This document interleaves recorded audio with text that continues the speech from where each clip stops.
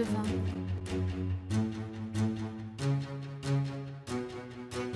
Qui a touché mes vêtements? Il y a ici un garçon qui a 5 mains d'orge et aussi de poisson.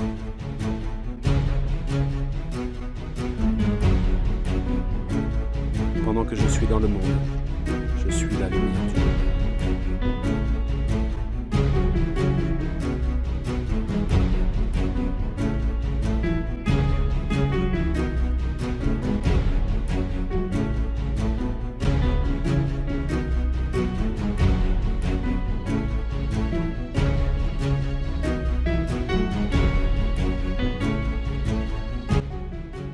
Dans un monde où la maladie, la mort, les catastrophes naturelles sont perçues comme des manifestations du pouvoir du mal, l'irruption du règne de Dieu requiert une démonstration de sa puissance de vie, et cela aussi bien dans le domaine des éléments naturels que dans celui de l'existence humaine. Madame, Messieurs, téléspectateurs de la Glory Class Channel, chers frères et sœurs dans le Seigneur, loué soit Jésus-Christ. Bienvenue à cette première édition de votre émission Le Mystère du Miracle. Les Mystères du Miracle est cette émission qui a pour mission de vous faire comprendre l'essence des miracles qui ont jalonné le ministère terrestre de notre Seigneur Jésus-Christ et de nous en faire tirer profit tout en nous mettant en garde contre ce que nous appelons les miracles fabriqués de toutes pièces. On prend une courte page de respiration, on se retrouve tout juste derrière. Du nouveau à Yaoundé, le restaurant Le Fouquet's vient d'ouvrir ses portes derrière la direction générale de la Quimpost. Le restaurant Le Fouquet's, c'est des plats à la carte, un buffet à ravir vos papilles et des boissons rafraîchissantes. Au restaurant Le Fouquet's, on vous servira le meilleur de la cuisine camerounaise dans une salle VIP avec des salons de haute standing à des prix imbattables. Le dimanche, à partir de midi, au restaurant Le Fouquet's, c'est aussi des buffets pour tout le monde. Contact 6 99 56 26 15 facebook.com/le restaurant Le Fouquet's. Le restaurant Le Fouquet's, du plaisir et du bien-être dans vos assiettes.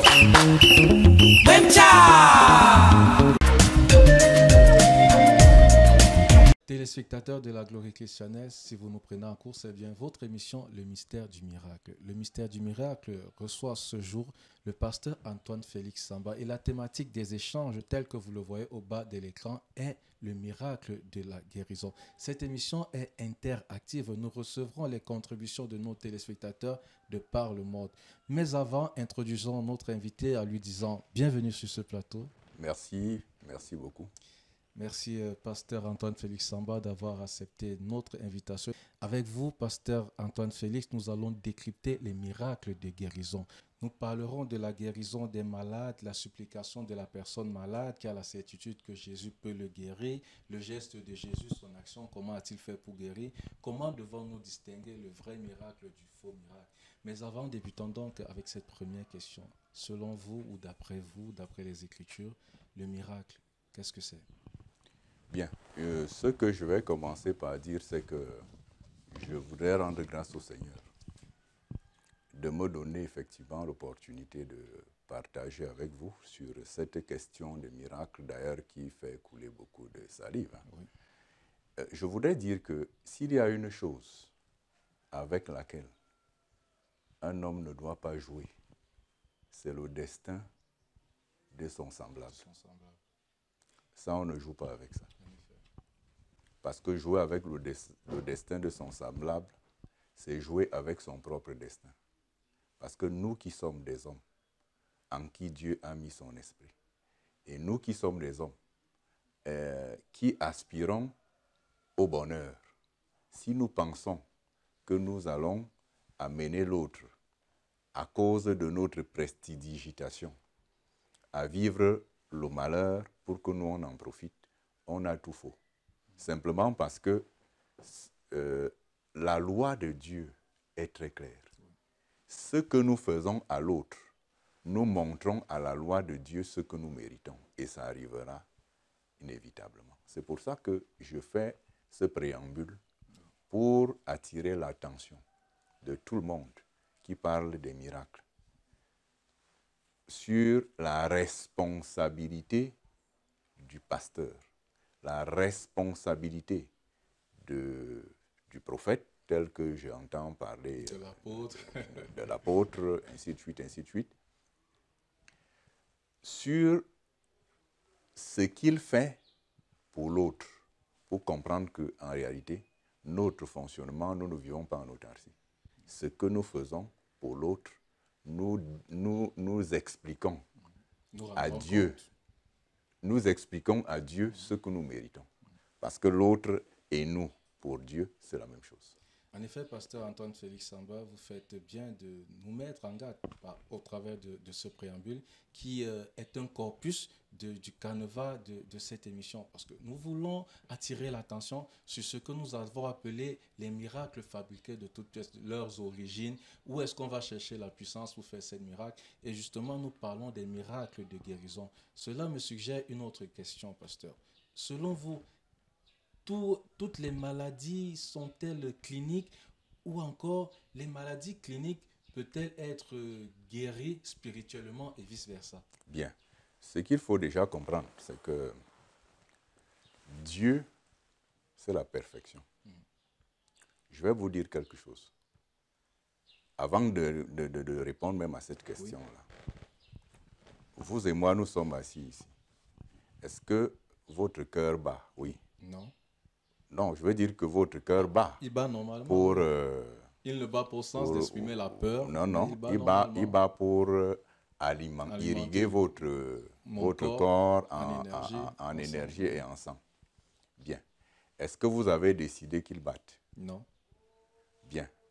Est-ce que vous m'entendez? Je vous entends parfaitement. Parce que vous avez lui qui est là pour capter les sons que j'émets. En effet. Est-ce que vous avez décidé que votre oui capte les sons? Non, je ne l'ai pas décidé. Bien. Vous avez des milliards et des milliards de cellules qui sont en activité en vous. Oui. Est-ce que vous êtes au courant? Oui. Bien. Mais est-ce que c'est vous qui animez cette énergie qui fait en sorte Justement, ce n'est pas moi. Bien.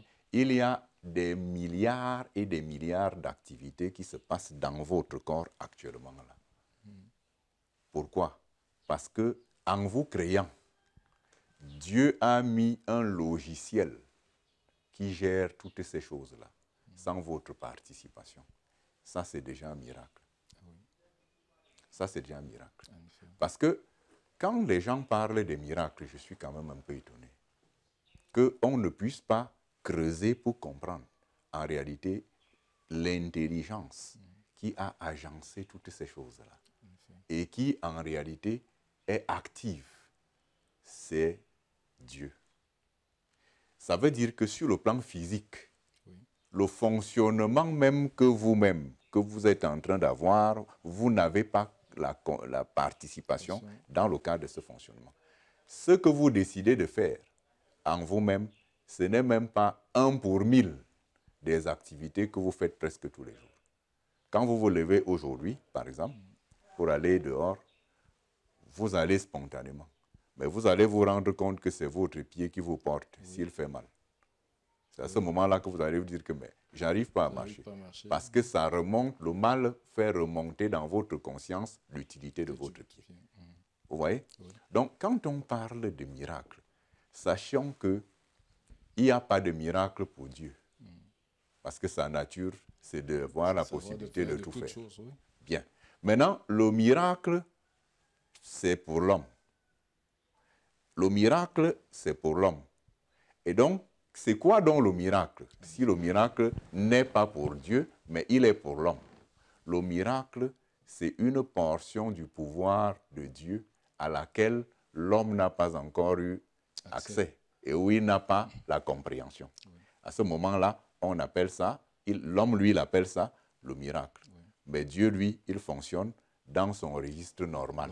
Qu'il fait naturellement. La deuxième chose que je vais vous dire, c'est que en vous, ce Dieu-là, qui a toutes les capacités, habite.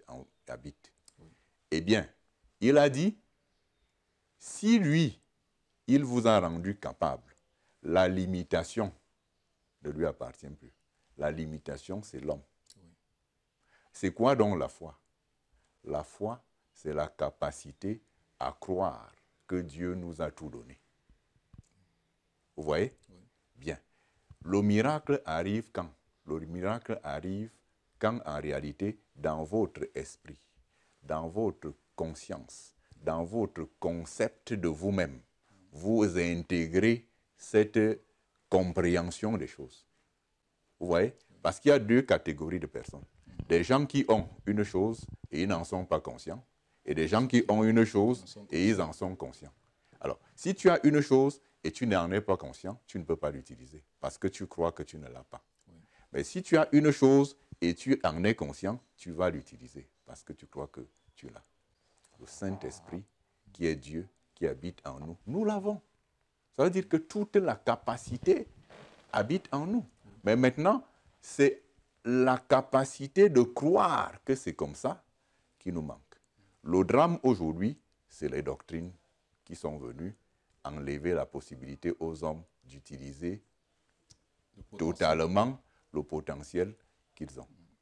Et le jour où les hommes vont comprendre qui ils sont réellement, tous les rapports entre les hommes vont changer. Si je vous ai bien compris, pasteur, ça voudrait dire que le jour où nous, en tant qu'humains, nous aurons la capacité de comprendre l'essence divine en nous, oui, nous ne serons plus sujets d'aucune maladie. Bon, alors, nous pouvons avoir des petits bobos comme tout le monde, mais nous aurons la capacité de les régler en fonction des instructions que nous recevrons de celui qui habite en nous.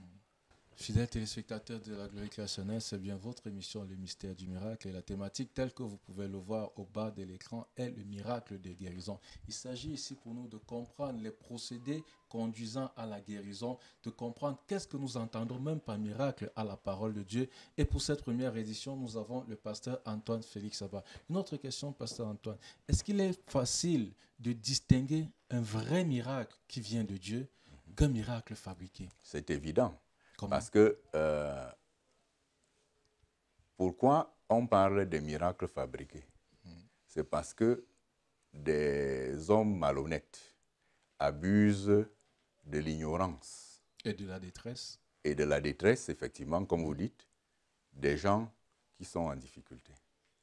Alors, à ce moment-là, bien sûr, moi j'ai vu, à l'époque, je suis parti prêcher dans une église où une sœur avait des soucis avec une autre sœur.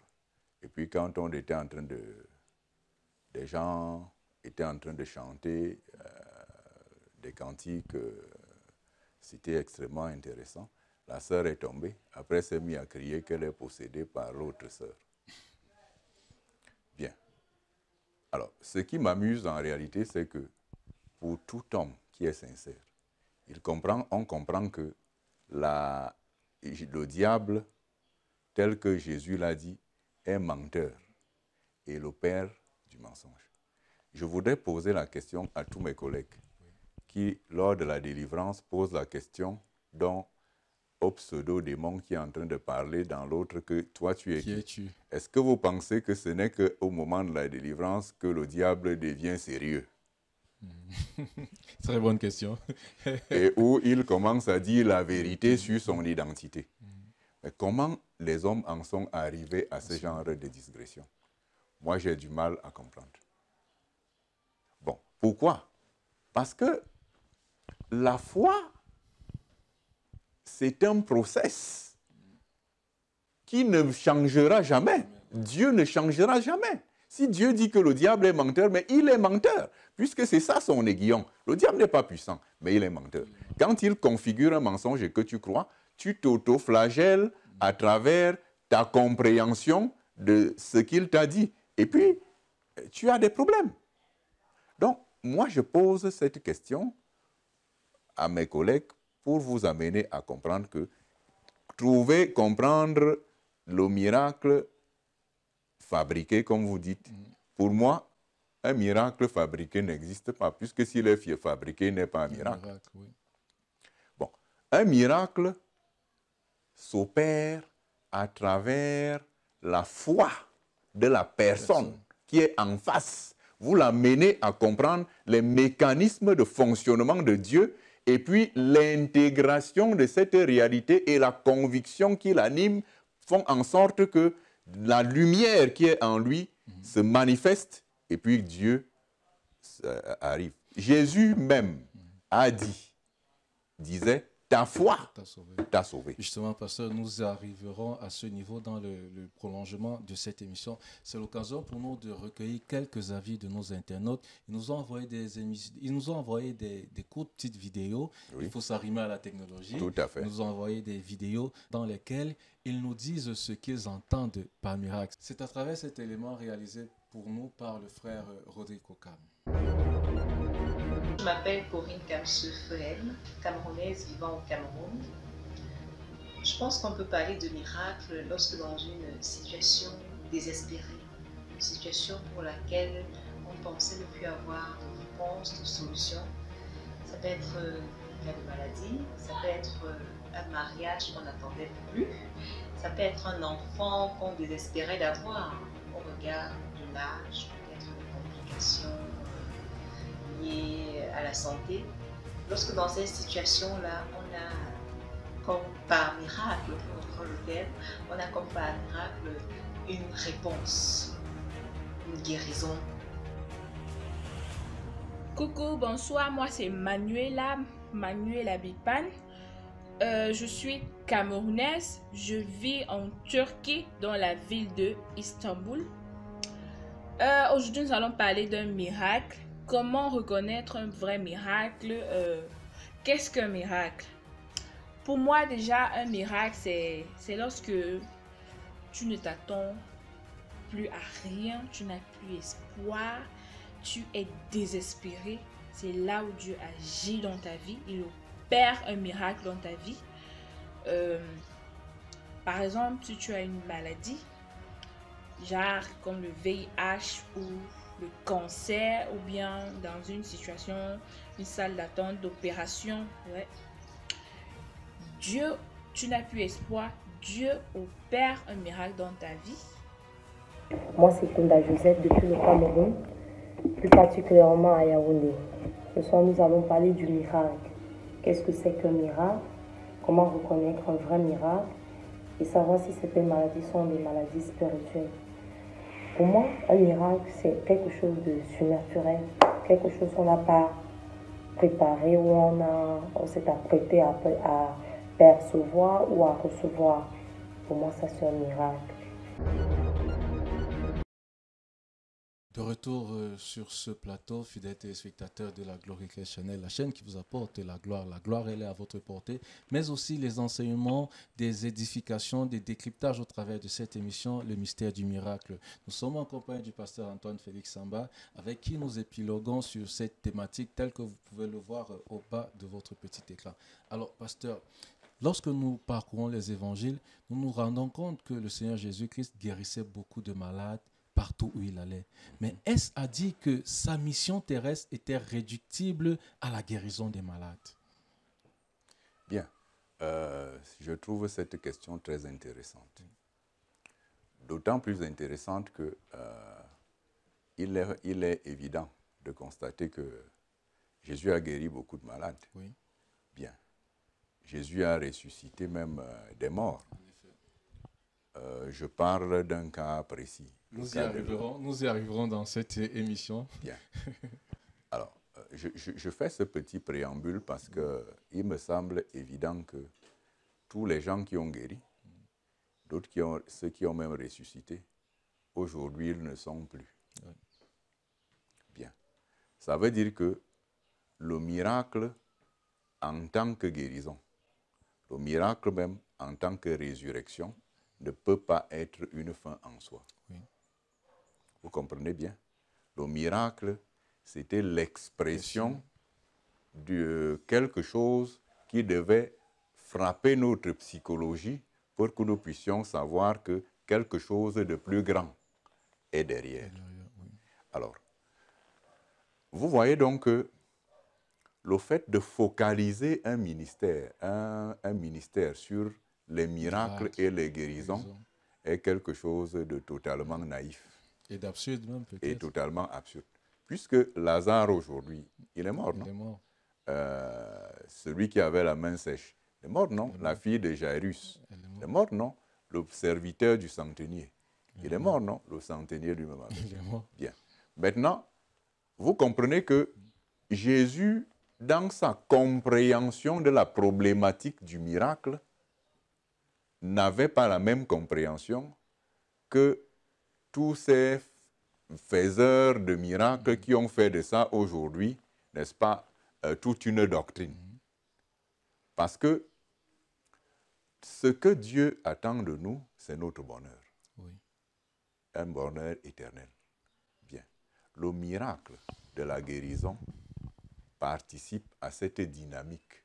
Parce que Dieu veut que, même étant ici sur la terre, que nous commencions à expérimenter le bonheur. La maladie n'a pas été structurée dans le plan de Dieu. C'est évident donc que quand un homme est en bonne santé, c'est la volonté parfaite de Dieu. La bonne santé physique permet à l'homme, en réalité, de commencer à expérimenter ce qui est important maintenant là. Donc, ce n'est pas une finalité en soi. Vous voyez?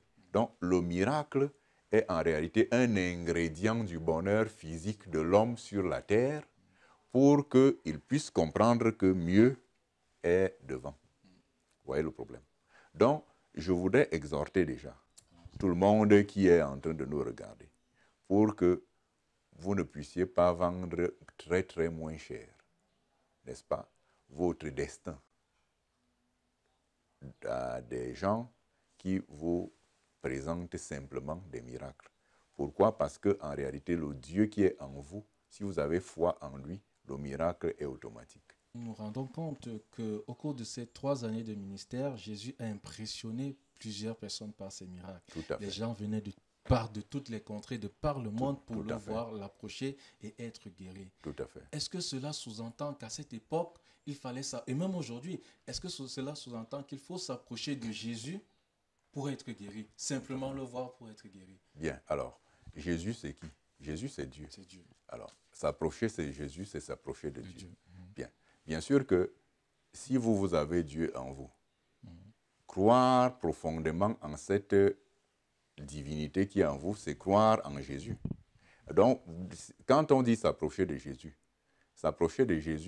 ce n'est pas en réalité s'approcher de l'image qu'on nous montre dans des films de Jésus qui est en train d'aller de gauche à droite. Non, non, non. S'approcher de Jésus, c'est d'approcher de Dieu qui habite en toi. Parce que Jésus habite en chaque être. Et il voudrait que nous puissions avoir cette conviction. Avoir la foi, c'est avoir la conviction de qui nous sommes, de façon intrinsèque. Parce que Jésus a dit qu'il est en nous. Quand il enseignait le sermon sur la montagne, il a dit, vous êtes la lumière du monde. Il parlait à la foule. Bon, dans la foule, vous pouvez identifier qui était dedans? Non. Il y avait des Juifs, non? Il y avait des Juifs. Il y avait des Samaritains. Oui. Il y avait tout le monde. Bon, aujourd'hui, je n'ai pas la science infuse. Mais moi, quand je regarde Jésus qui dit à la foule, vous êtes la lumière du monde, je comprends qu'il s'adresse à tout le monde.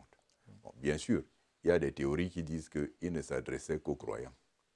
Bon, mais quand moi je lis la Bible, je vois dans la Bible, si nous prenons par exemple dans le livre de Matthieu, alors il dit, après avoir fini ses discours, la foule fut frappée de son enseignement. Oui. Alors, quand il dit, la foule fut frappée de son enseignement, qu'est-ce que ça veut dire?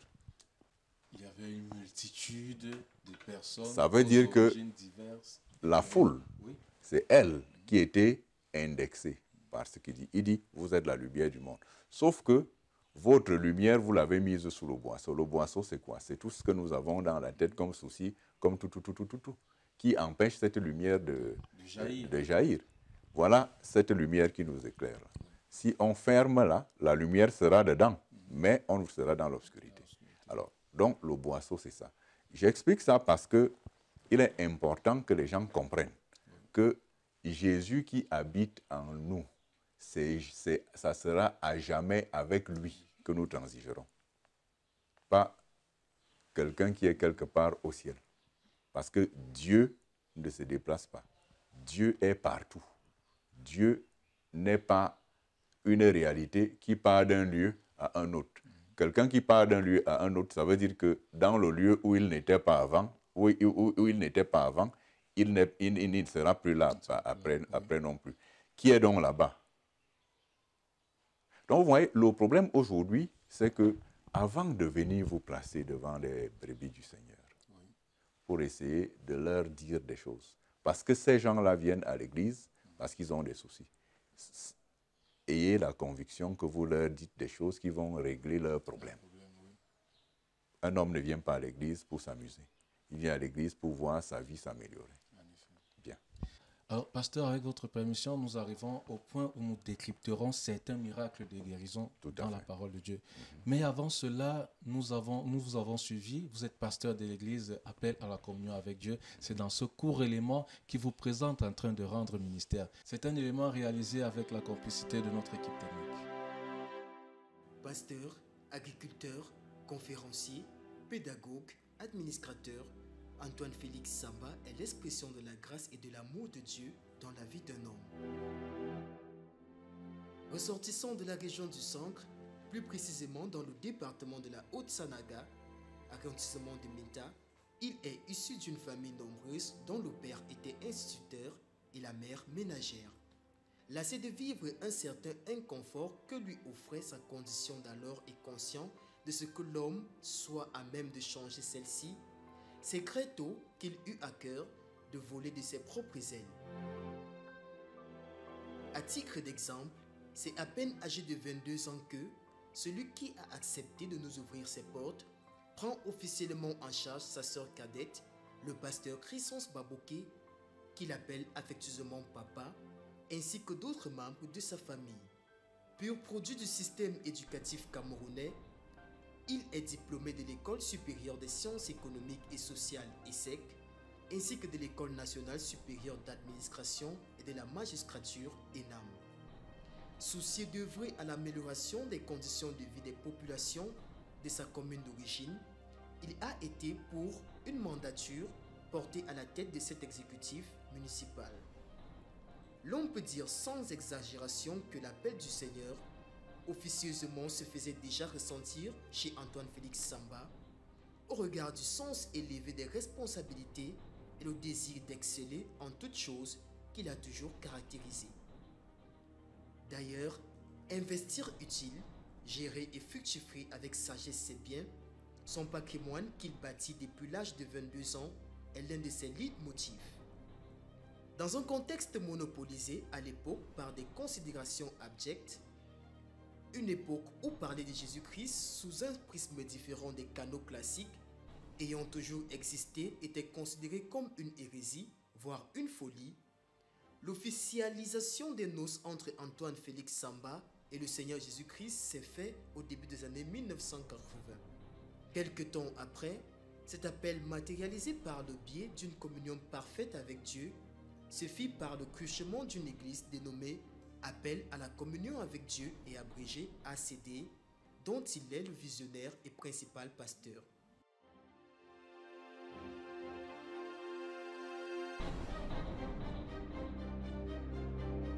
Marié, père et grand-père, c'est à une source de savoir et connaissance fraîche de la parole de Dieu que nous sommes allés nous abreuver afin d'étancher notre soif de connaissance, mais aussi celle de nombreux téléspectateurs. Merci, pasteur Antoine Félix Samba, pour ce privilège. Que le Seigneur davantage vous remplisse. De retour sur ce plateau, fidèles téléspectateurs de la Glorica Channel, c'est bien votre émission Le Mystère du Miracle. Le Mystère du Miracle avec pour thématique ce jour les miracles de guérison. Et justement, en parlant de guérison, nous allons décrypter avec le pasteur Antoine Félix Samba quelques miracles opérés par le Seigneur Jésus-Christ dans la Bible. Pasteur, premier miracle, la femme atteinte d'une perte de sang qui a pour référence Luc 8, versets 43 à 48. Tout à fait. C'est un miracle accompli par le Seigneur. Oui, bien sûr, vous allez bien voir que, après le miracle, Jésus a demandé qui m'a touché. En fait, c'est extrêmement intéressant parce que Jésus est dans la foule Et puis, les disciples ne comprennent pas et lui disent que, mais, Seigneur, nous, on ne te comprend plus. Mais tu es pressé par la foule de toutes parts. Et puis toi, tu dis, qui t'a touché? Bien, pourquoi je commence par ce chapeau? Parce qu'en réalité, tout le monde touchait Jésus. Et vous pouvez imaginer que, certes, il y avait des badauds pour voir ce qui se passe, mais les badauds, c'est des spectateurs. Eux, ils sont certainement à distance pour voir comment ça va se jouer avec ceux qui le touchent. Bien sûr que ceux qui touchaient Jésus, c'était des gens qui avaient envie d'obtenir quelque chose. Mais dans toute cette foule, il y a une seule personne qui a été guérie. Et je voudrais revenir sur ce que dit la Bible au sujet de cette. La Bible parle d'abord de l'intention de la personne. La Bible dit, elle se disait en elle-même, si je touche, je serai guéri. C'est-à-dire qu'elle a eu un réma, une révélation de qui était Jésus. Elle a eu une révélation de ce qu'en réalité, si je touche à la vie qui a la capacité de tout faire, c'est impossible que je ressorte comme je suis. Ça veut dire que c'est la foi de cette personne qui a été le facteur déterminant dans le cadre de la guérison. Je voudrais dire à tous ceux qui nous regardent que, en fait, je n'ai pas la référence ici, mais la Bible nous dit, Jésus n'a pas pu faire les miracles dans sa propre patrie à cause de l'incrédulité des gens. Bien. Allons au niveau de la sémantique. La Bible dit « n'a pas pu ». Bien. Quand on dit « n'a pas pu », ça veut dire qu'il a essayé et il a échoué. N'a pas pu. Il a essayé, il a échoué. Ça veut dire que le blocage, c'était qui? C'était les hommes eux-mêmes. Sur le plan potentiel, ils ont tout. Mais ils se sont bloqués. Et le processus n'a pas été déclenché. Bon, j'insiste là-dessus. Pourquoi? Parce qu'en fait, ces gens qui nous disent qu'eux, ils font des miracles, et que c'est quand il y a un miracle qui s'accomplit, c'est lui qui le fait. Il se l'approprie. Et il se l'approprie. Oui. Le principe, selon Jésus, ce n'est pas ça. Le principe, c'est la foi de la personne qui, en s'activant, lui permet, n'est-ce pas? Ça veut dire que Jésus a son rôle, l'homme a son rôle. C'est comme un contrat. C'est comme un contrat voilà. entre deux parties. Et ce rôle est totalement décrit par Jésus dans le cadre de la loi de la vie qu'il a communiqué à tout le monde. Donc, aujourd'hui, que les gens arrêtent de dire que j'ai fait un miracle. Qu'on arrête ça. Qu'on arrête. Parce que je ne peux pas... Ouais. Alors, quelqu'un qui fait ça, mais il est en réalité, il est dangereux pour toute la société. Maintenant, celui qui fait les miracles, c'est Dieu en nous, à travers le mécanisme de la conviction qui est la foi. Oui. En effet, avec ces versets, nous comprenons que l'élément déclencheur, c'est la foi. Parce que dans tous ces miracles, notamment dans la guérison d'un homme paralysé, il y a cet élément déclencheur. Cet homme paralysé avait la conviction que Jésus pouvait le guérir. Alors, tous les malades qui nous regardent et qui cherchent la guérison, l'élément déclencheur, c'est la foi. Vous pouvez avoir tous les médecins du monde, mais si vous n'avez pas la foi en votre guérison, vous ne guérirez pas. Et ce n'est pas le pasteur Antoine Félix Samba qui me démentirait. Pasteur, continuons donc avec cet autre miracle opéré par le Seigneur Jésus-Christ, le sourd-muet qui a été guéri de ses handicaps. La particularité de ce miracle est que Jésus utilisa sa salive et de la boue. Doit-on donc comprendre, pasteur, que les glandes et liquides que sécrètent nos organismes ont un pouvoir de guérison? Je pense que nous ne pouvons pas le dire parce qu'en réalité... Mais Jésus utilisa la salive. et de la boue. Donc des éléments tant biologiques que physiques. Tout à fait. Ceux qui utilisent, je ne fais pas de procès à une personne ou à un homme de Dieu, ceux qui utilisent de l'eau, de la terre pour accomplir des miracles de guérison, miracles entre guillemets, est-ce qu'ils font bien, est-ce qu'ils font mal? Moi, je ne peux pas juger les hommes de Dieu. Parce que je ne suis pas Dieu. Et je ne suis pas venu sur cette scène pour essayer de juger. Nous attirons l'attention. Je veux simplement dire une chose. Un homme qui n'a pas la foi, même si vous prenez n'importe quel mécanisme de guérison pour essayer de le guérir, il n'arrivera pas à le faire et à guérir. Pourquoi? Parce que Jésus lui-même, il a bien dit, et je le répète, que dans sa propre patrie, à partir du moment où les gens regardaient Jésus comme le fils du charpentier qui donnait des planches à son père pour faire une toiture, ils se sont posé la question de savoir d'où lui viennent toutes ces choses-là. Ils ont considéré comme Jésus comme un petit garçon qui raconte des histoires. Et bien entendu, ils ont reçu le salaire de leur niveau de foi, c'est-à-dire rien du tout. Donc, je veux dire que, honnêtement, je ne suis pas ici pour faire le procès d'un homme de Dieu ou de quoi que ce soit.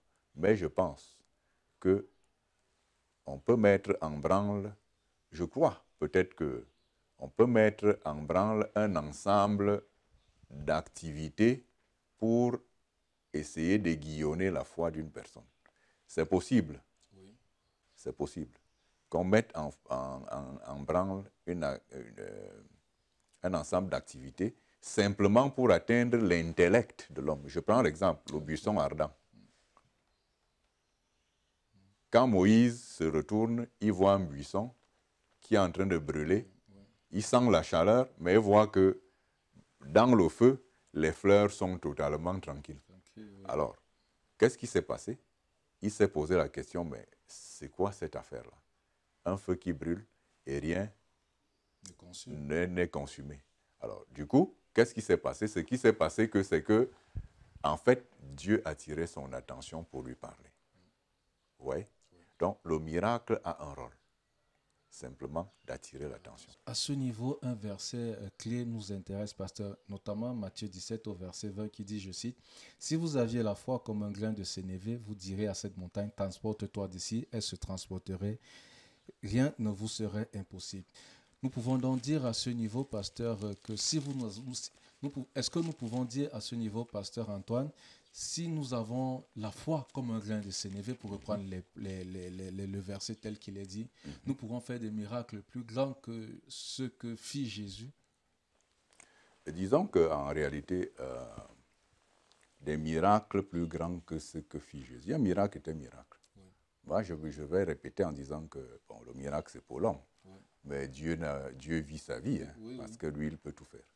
Bon, ben, alors, ce verset-là, j'aime bien le lire dans Marc parce que la Bible dit « Ayez foi en Dieu.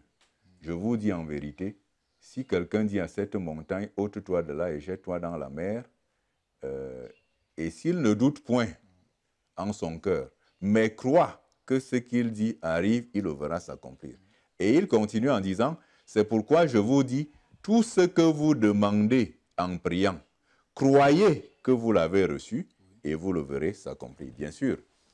Pourquoi j'insiste là-dessus? Parce que quand il dit « tout ce que vous demandez en priant, croyez que vous l'avez reçu », ce qui est amusant, c'est que beaucoup de gens pensent qu'il s'agit de faire une gymnastique intellectuelle pour croire que le miracle, même comme il n'est pas encore là, bon ben, ce que je demande n'est pas encore là, mais à un moment donné, ça arrivera parce que je fais une gymnastique intellectuelle de croire que je l'ai reçu. Il ne s'agit pas de ça. Oui. Il s'agit de dire à l'homme qu'en réalité, nous avons déjà tout en Christ. Oui. Donc, quand on dit « croyez que vous l'avez reçu », il s'agit d'exprimer seulement la vérité. Nous l'avons. Donc, il s'agit de croire en ce que nous avons, pas en ce qui va arriver. Non, nous croyons que nous avons, et puis maintenant la lumière qui était handicapée dans son expression par notre manière de penser va jaillir et puis les choses vont s'accomplir. Alors, pasteur, pour sortir de cet entretien récemment, quelque part en Afrique, un pasteur, un serviteur de Dieu a fait la une des réseaux sociaux en accomplissant un miracle de résurrection. Il s'agissait pour lui de montrer aux yeux du monde qu'il pouvait ressusciter un mort. Une personne était couchée dans un cercueil et après quelques paroles, quelques gestes, la personne est soudainement sortie de son cercueil. Vous avez certainement été informé de cette situation. Quel est votre avis dessus? Bien, alors, moi, ce que je veux dire, c'est que déjà, dans l'esprit des miracles de Jésus, il n'a jamais fait un miracle pour se faire voir. Oui. Bien. Maintenant, je ne sais pas dans quel état d'esprit le pasteur était, puisque je ne suis pas ici pour juger ça. Ressusciter un mort, c'est possible, puisque Jésus l'a fait. Donc, maintenant, il est possible que ce miracle soit vrai. Moi, je ne peux pas savoir exactement la véracité ou Mais j'aimerais dire à tout le monde qui voit une activité comme celle-là que, en fait, tout miracle est une interpellation. Qu'on ne se focalise pas seulement sur le fait que j'ai vu un miracle et puis c'est terrible. Tout miracle est une interpellation, puisque, en fait, ce que nous on vise, ce n'est pas le miracle. Ce que nous on vise, c'est l'éternité. Ce que nous on vise, c'est le bonheur éternel. Puisque le miracle, même ceux de Jésus, nous savons bien qu'ils ont eu une fin. Parce que tout miracle a une fin, sur le plan physique. Ça a une fin. Donc, du coup, si nous nous focalisons sur le miracle, nous avons tout faux. Donc, je voulais attirer l'attention de nos téléspectateurs. Ne courez pas le monde entier pour aller chercher les miracles. Le miracle habite en vous. Ayez foi et vous allez voir que vous n'aurez pas besoin de... Le jour où moi-même, qui vous parle, je commence à crier que je suis un faiseur de miracles, priez pour moi pour que je puisse revenir sur terre. Ou alors amenez-moi chez un psychiatre parce que j'aurai disjoncté. Alors, je dis ça pour expliquer à chacun qu'il est temps que chacun prenne conscience de qui il est. Dieu n'a pas fait des gens différents les uns des autres. Non. Si ce ne serait pas Dieu, parce que Dieu ne peut pas faire exception. D'ailleurs, il nous a fait à son image. Il nous a fait à son image. Alors, s'il nous a fait à son image, ça veut dire que nous avons la divinité qui est en nous.